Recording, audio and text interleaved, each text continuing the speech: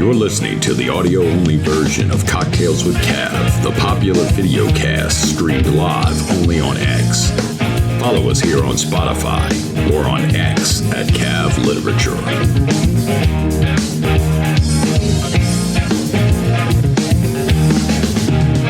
Yeah, I got Jimi Hendrix running through my veins.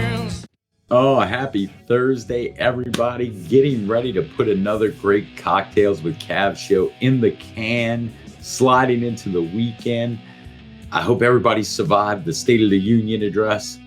I know I need a State of the Cocktails now, and the State of the Cocktails is great. So, everybody pour yourself one, sit back, relax. We have an incredible show for you tonight. Our guest is just a fantastic indie musician and songwriter. Incredible catalog, everything from rock to blues to heavy metal. You're going to want to stick around. Just a really, really great guy. A little bit of housekeeping. Please check out our tips function in the description. Our link's right there for Buy Me a Coffee. Support the show. We work hard bringing indie creators to you. And also check out our merch page. Great swag, great way to support the show and get yourself a little something great. I tell you what, who doesn't want a Cocktails with Cav drinking glass? That's all I can say. Well, a special note for tonight's show, I tell you what, in case you hadn't noticed, the bumper music for the show, as well as the background music you'll hear all show long, is courtesy of our guest, Joe Davis and the Joe Davis Band. And in fact, golly, I love that Bourbon Street background track we're going to have on all night. So get you a listen and check it out after the show, believe me. Well, that's it. Let's get to it. Please help me welcome to the stage, Joe Davis. Joe, my friend, so glad you could finally make the show, man. I know we've been dodging schedules for quite a couple of months there, but I'm so happy you're here, man. How you doing? I'm doing good. I'm glad to be finally on the air with you. It's been a difficult time trying to get caught up with all of this kind of stuff going on, but I'm glad to be here. Oh, absolutely. Coming to us from Kannapolis, North Carolina, home birthplace of Dale Earnhardt, isn't it? Yeah. Oh, yeah. We're known for that.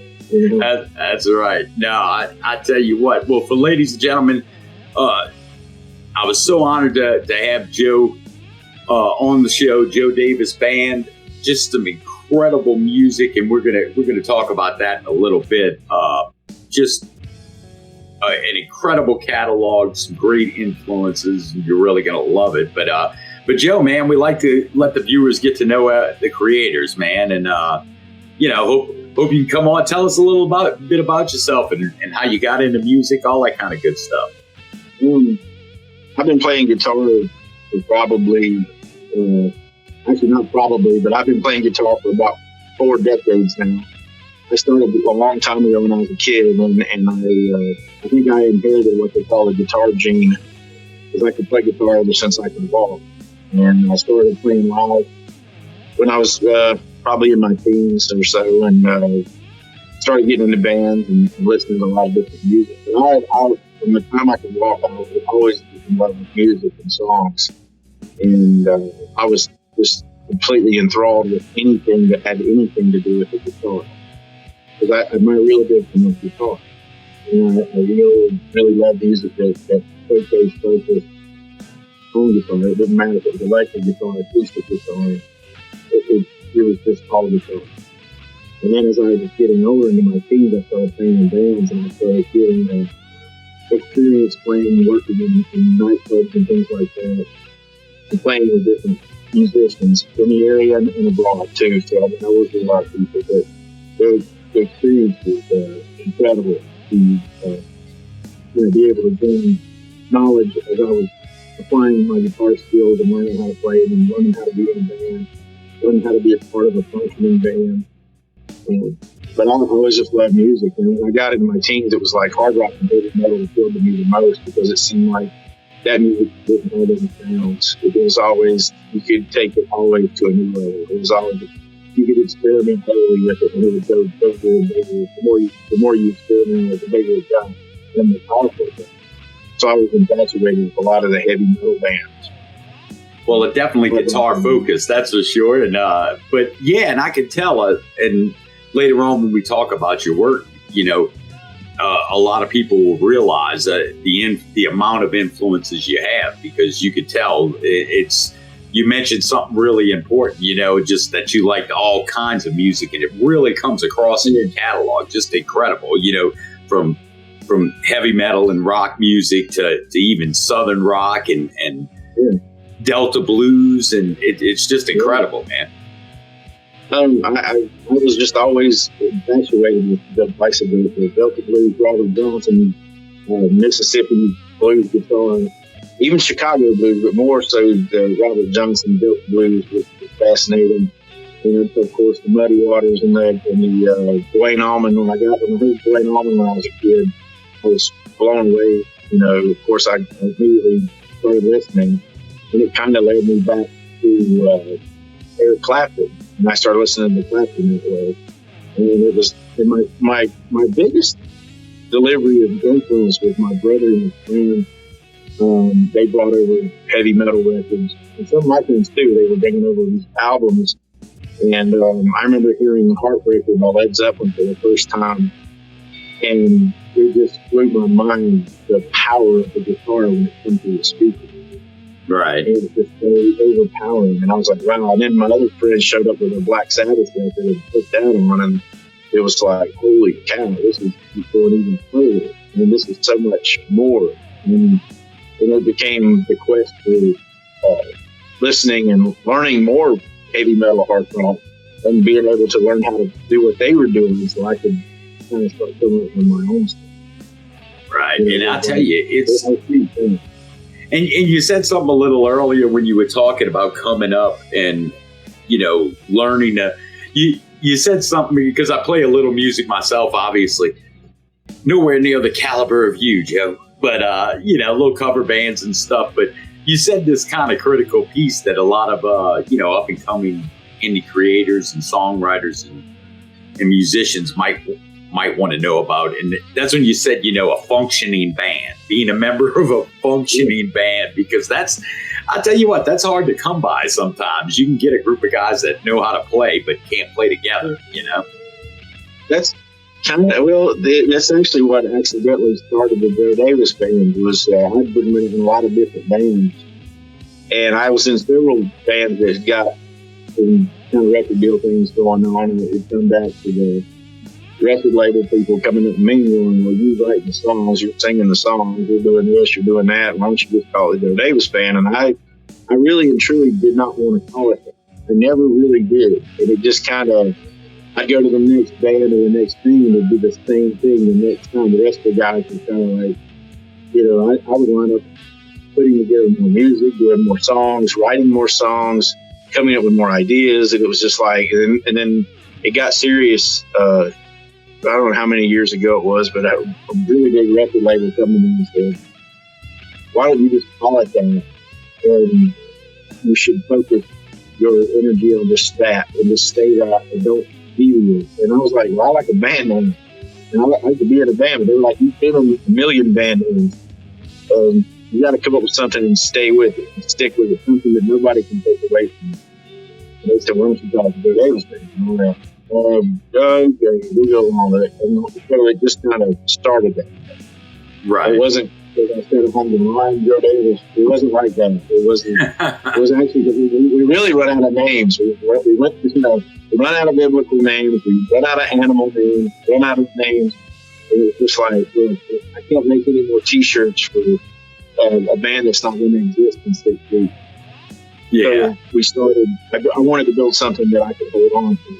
And so that's when I just said, well, I'm just going to be in the Joe Davis band, and whichever concoction of the Joe Davis band there is, that's what it's going to be. And so that's kind of, and it actually helped me in a way too, because it got me to quit focusing on the name of the band so much and getting back to the songwriting, because that's where a lot of bands lose their attraction, is because they're so busy worrying about T-shirts and playing live, or they're worried about other problems that they forget. They start forgetting all about the songs. And when I said it was the Joe Davis band, that's it. I could go and just focus on writing songs and worry about music and we come up with a logo and, it didn't all of it together just started pushing itself. It started just taking off on its own. From the very first album that came out in 99, I think that was 1999 was the first Joe Davis Band album. And it had great success because of a crazy story. It had great success actually because of Metallica. And we were on a website called GarageBand.com. Right. I remember that, yeah. And we were the number one band on GarageBand.com. And the album was a really rough-sounding little album. It was really more or less a demo, but it was a really nasty-sounding little demo. But it got to be on GarageBand. And when Metallica put out one of their Garage Days or Garage whatever it was albums, it wound up making our little old GarageBand. When people were going on the internet looking for Metallica, they were finding this little GarageBand thing, and they were finding us. So we wound up having great success with that little bitty album, and it worked out pretty good. So it wound up perpetuating gigs and getting us moving, and got us a lot of attention. It was just a little, a little demo per se, and it kind of took off from there. And that's when several years later there was another album. And it just kind of started steamrolling. It started moving. So are all the members of the original Joe Davis Band, you guys still together, or have you, personnel changes throughout the years? There's been some personnel changes. Most of the time in the Joe Davis Band world, the drummer was always the person that left, because when we were out playing live years ago, we played live. I mean, we worked hard. We played hard. We put on some really great shows, and the drummers never could withstand the abuse. I mean, it was a lot of work. It was a lot of shows, a lot of playing, a lot of work, and a lot of guys don't want to do that. They say they do, and then when you say, "Okay, man, we're going to play every weekend," even if it's just weekends, we're going to play every weekend with you somewhere. And so, buckle up. And then they would. Then right in the middle of it, we might be trying to record, or deal with a record label, or deal with a manager, or a management company, and adding even more pressure. And usually they 99% of the time they can. And so I'm gun shy with drummers, and and because you put together a bunch of shows and tours and stuff, and then the drummer quits, then you wind up getting in a little hot water because they fulfill your obligation. Right. And I don't think a lot of people realize how hard it is. Just as an indie musician, the amount of work, like you're saying, between shows and it's, and marketing, and it's like we talk about, we interview a lot of authors and other creators, and it's same thing, your marketing department, your PR person, and then you're working and creating the music, Well, it's like all these people are working with you, and some of them working for you, and and when you're obligated, like I said, you're trying to put together shows, and you're reaching out 6 months to a year in advance. It gets tricky because of all the things going on between those times, the rehearsals and the recordings, and the pressure of it does get complex, and it does.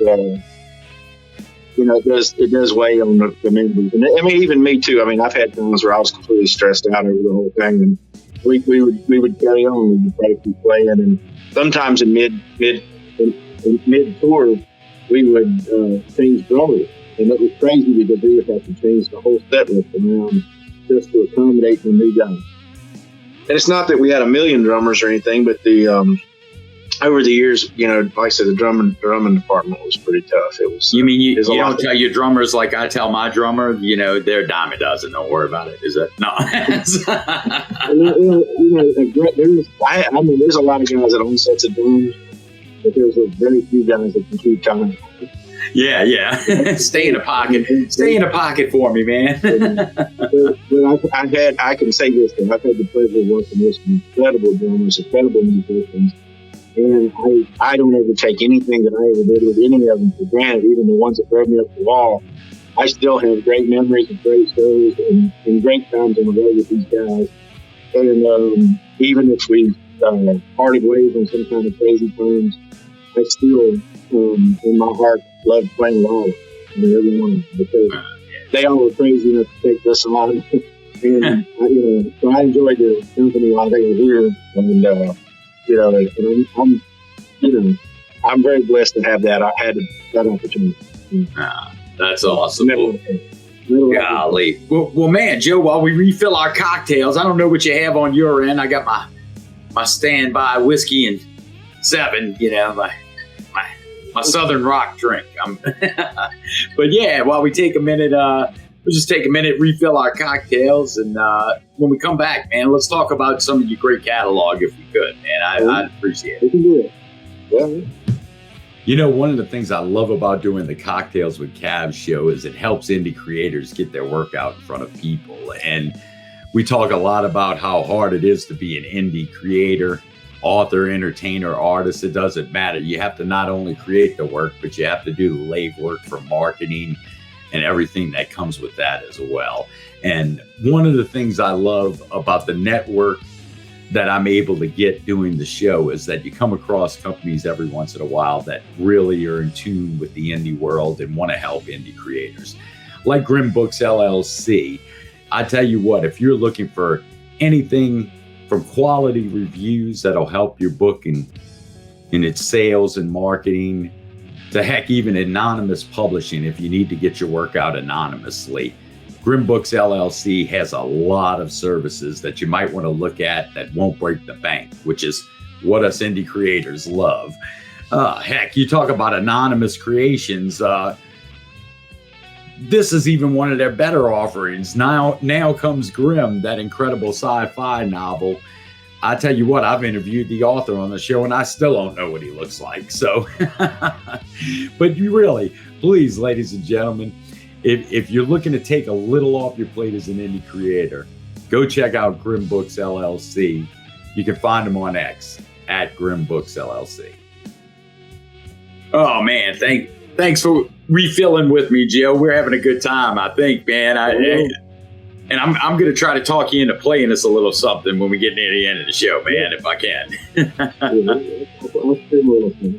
Oh, man. Well, let's tell everybody. I tell you, like I said, man, in prepping for the show, Joe, man, I got to listen to just your incredible work up on your website, thejoedaviesband.com.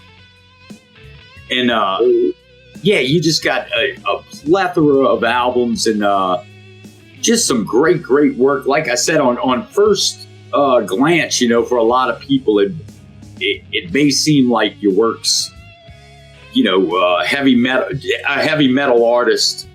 But, man, when you dig into the catalog of the albums, just the melodic tones that are going through, you could just recognize all those great influences you talked about earlier, I appreciate that. There's out of all of those albums, there's an acoustic record that was called Little Songs that I recorded with a friend of mine named Roger Phillips at his house, and just actually a bunch of little throwaway songs that I had wrote sitting around the house just making up stuff, and we wound up recording that for real at his house to the studio that he had.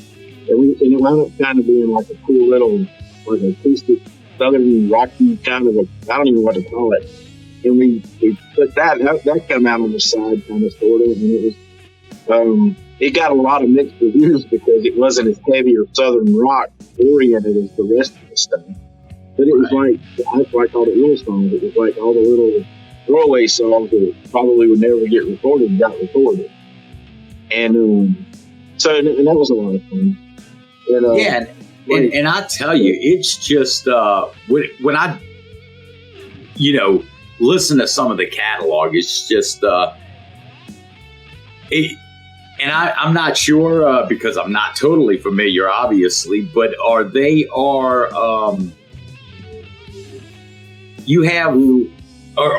order of creation on the website? No, you can't stop me with the original album that came out, which was re-recorded in 2003. Because, I'm not going to say why, because it got redone for the better. And You Can't Stop Me is kind of the battle cry that the song You Can't Stop Me is the heart and soul of this band, because it's a battle cry. It wasn't about it was when I started this, I got a lot of people telling me that I couldn't do it. They were friends of mine and people around me were like, you just play guitar for people and keep your mouth shut. Don't do this, don't do that. And I was like, you can't stop me. Right. We're going out. It's coming. There's nothing you can do about it. Nothing.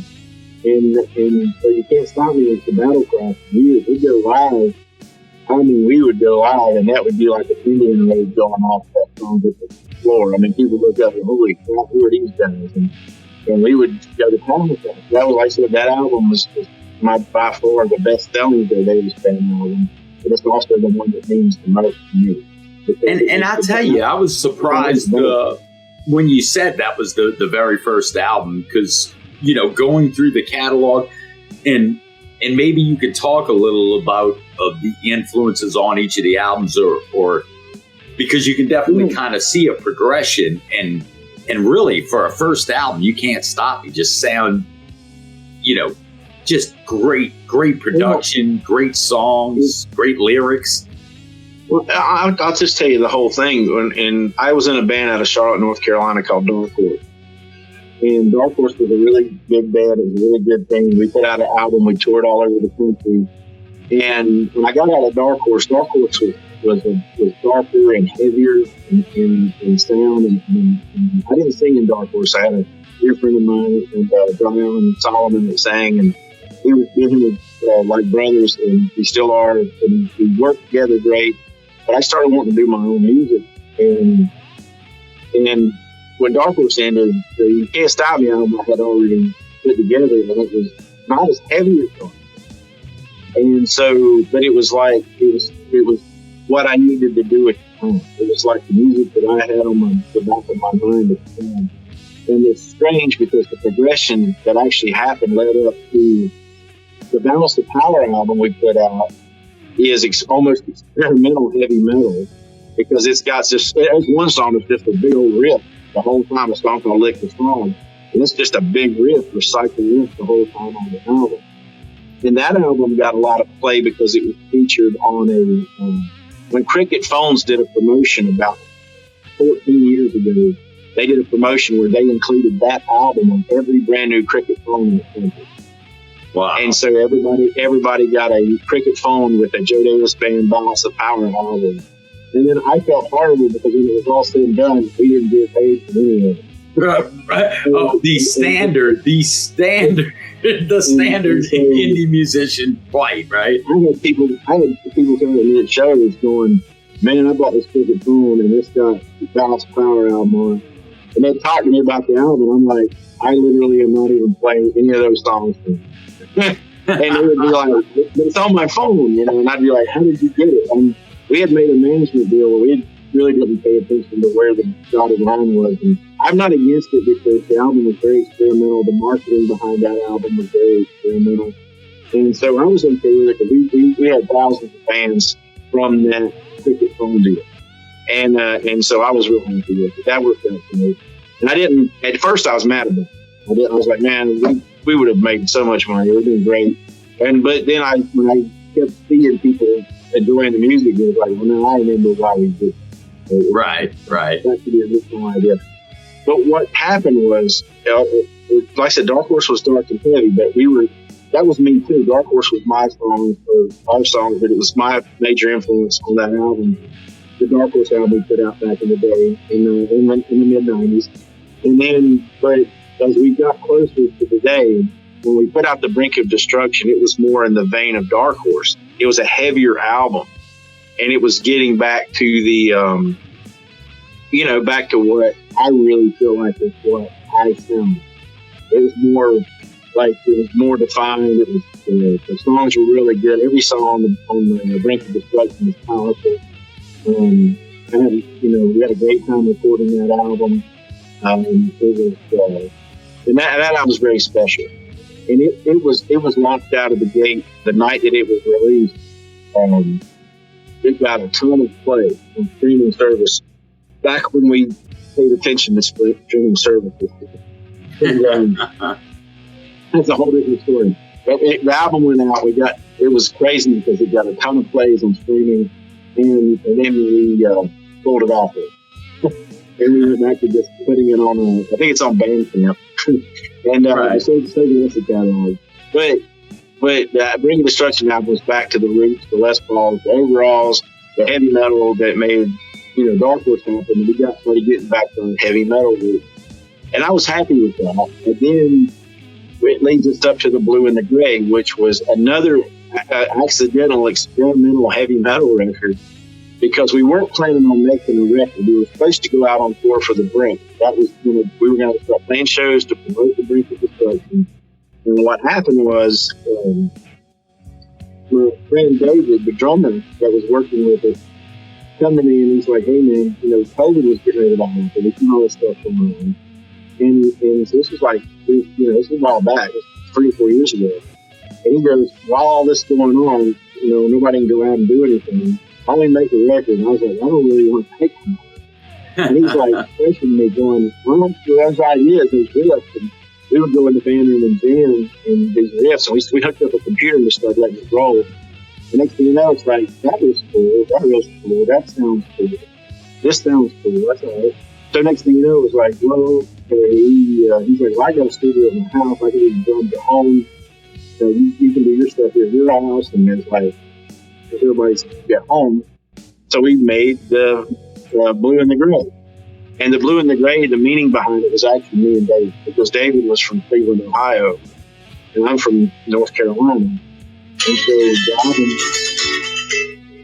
the album was called The Blue and the Gray because of me and David, basically. And I have to say Gene, too, the bass player that was on the album, because Gene was from North Carolina.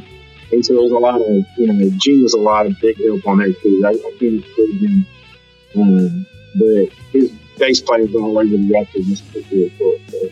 Yeah, and like I say, a lot of the, a lot of people may not necessarily gravitate towards heavy metal per se. Oh.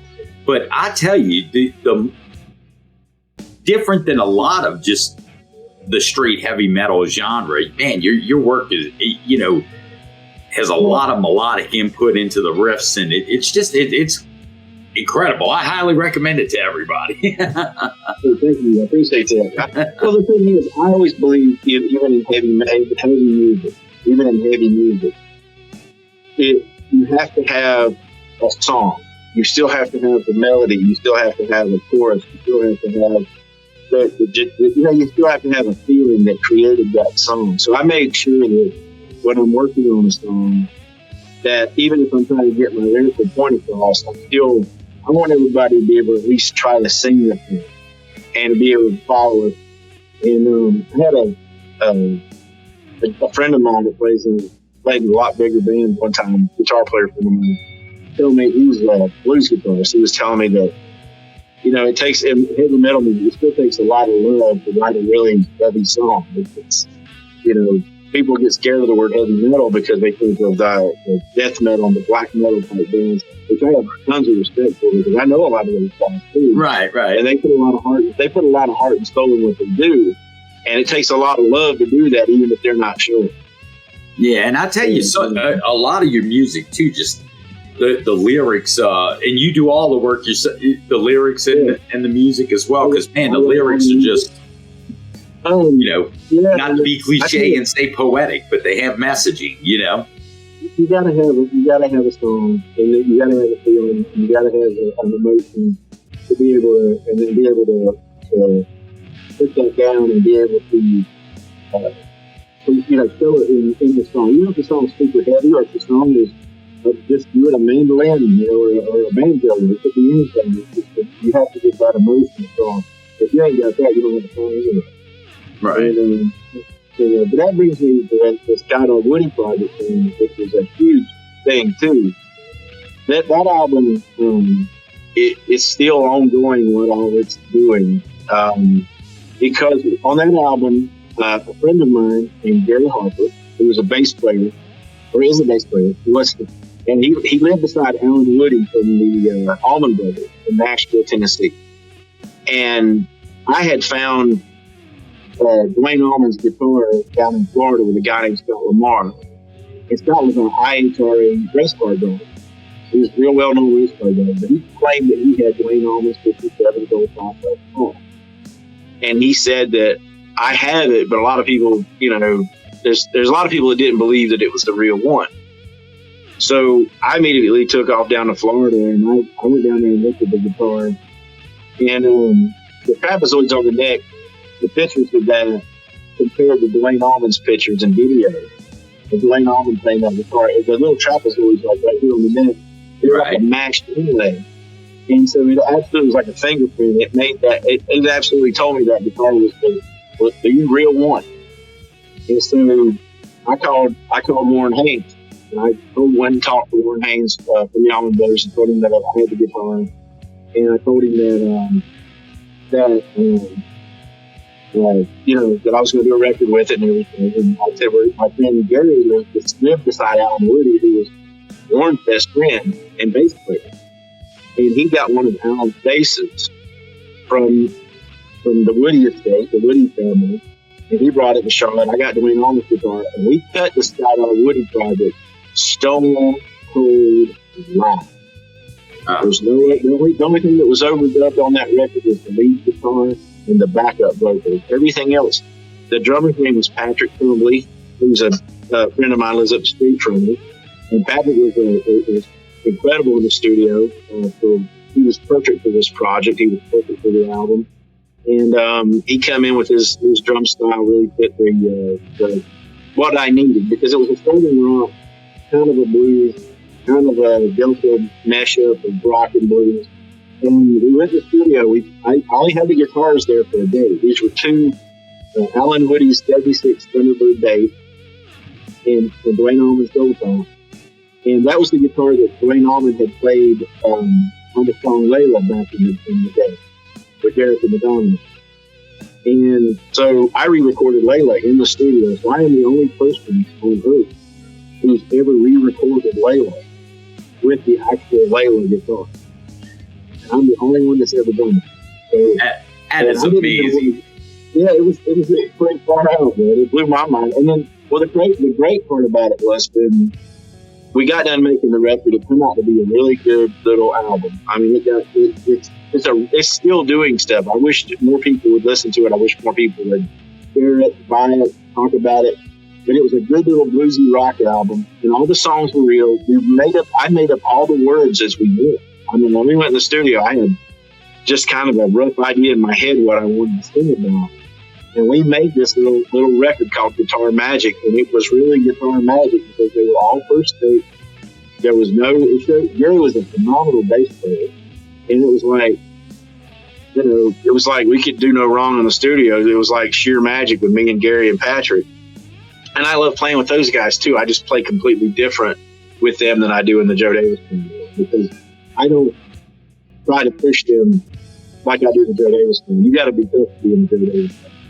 I mean, I'm saying they're tough, but I'm saying like in my band, it's like we really work the notes. We really get in and work on. We'll wear each other's ear bones out trying to take something right. The Scott R. Wood is just like it's just smooth thing.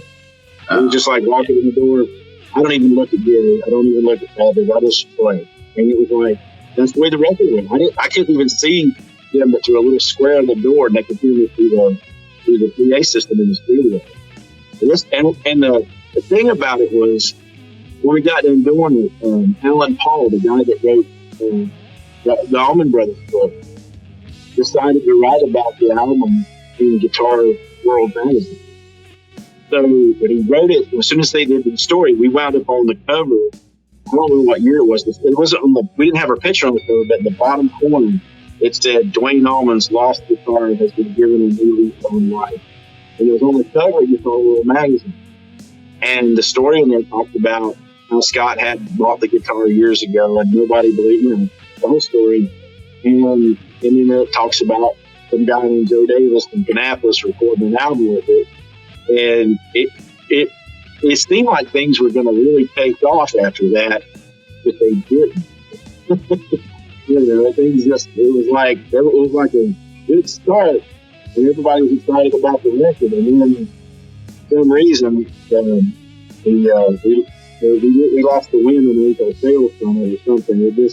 It never got the traction that it needed. So I'm always excited to tell people about it, because I think that record would really absolutely do something big one day if the right people were working with that out.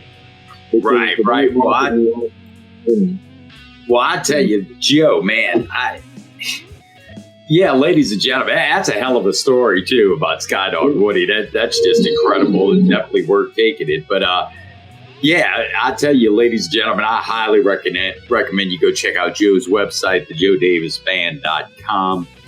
You can listen to all of these incredible tracks he just talked about, and including Skydog Woody and Layla. It's just some great stuff. Do you have any other projects you got in the work we can get a scoop on Cocktails with Cav with? I got to tell you a little bit about.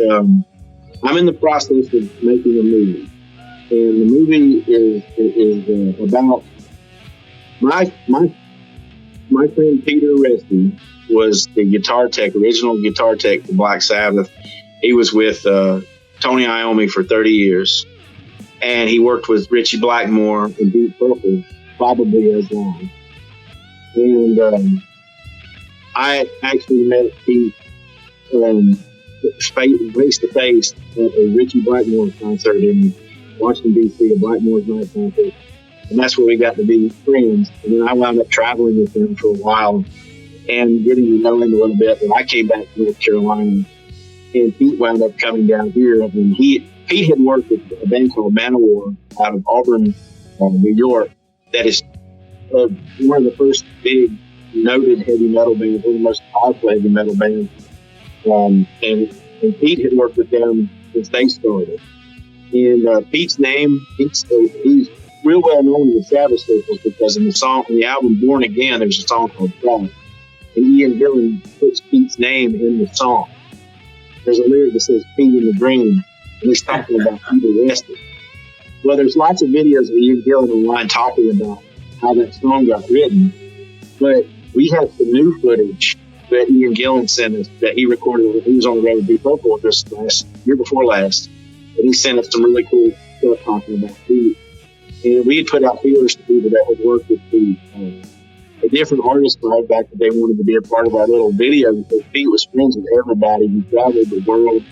He knew all these incredible artists. And when he first came down here, I bet I sat here for a week straight, and we just sat up all night talking.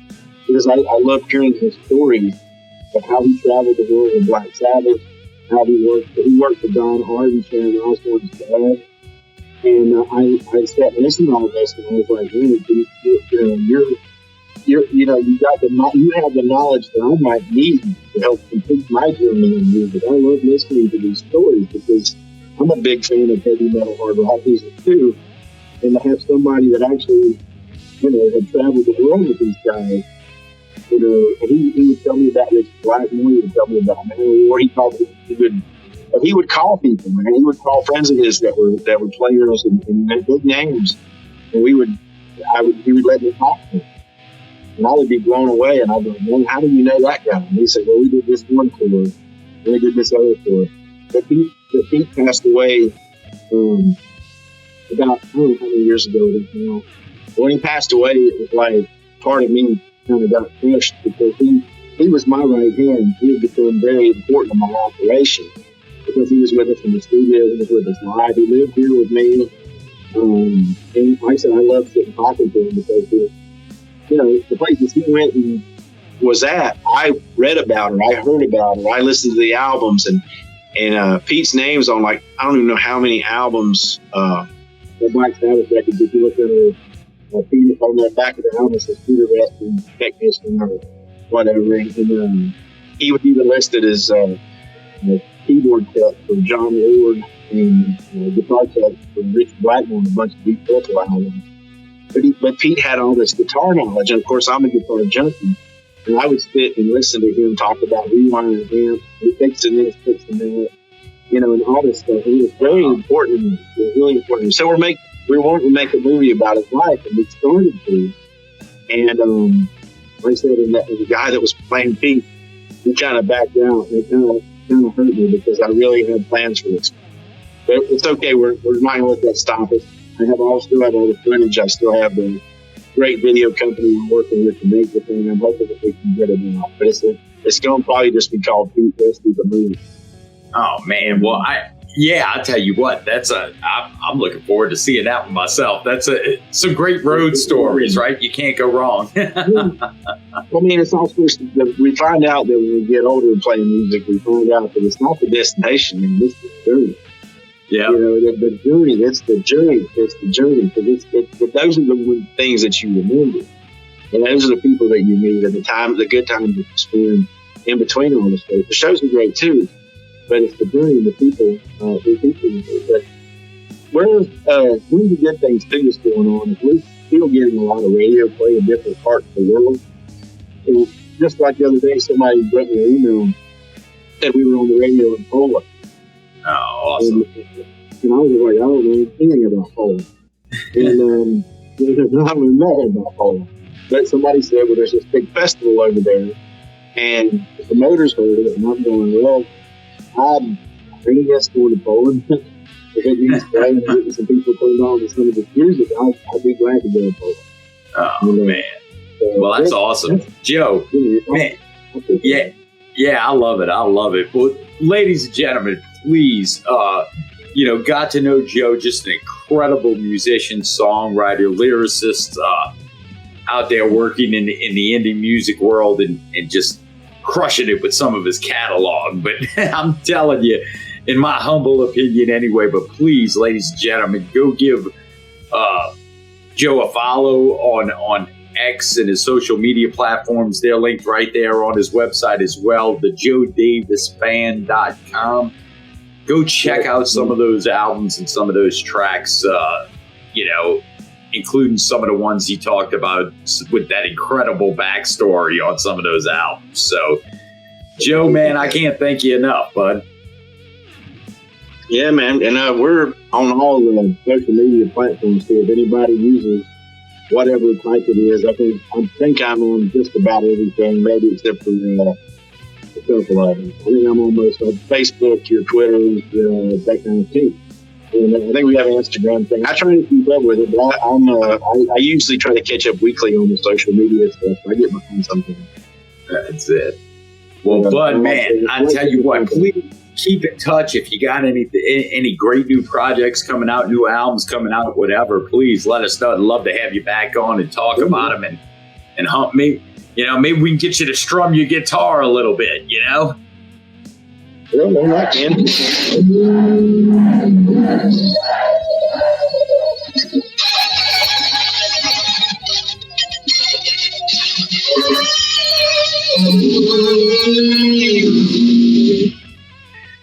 Oh, ladies and gentlemen, Joe Davis.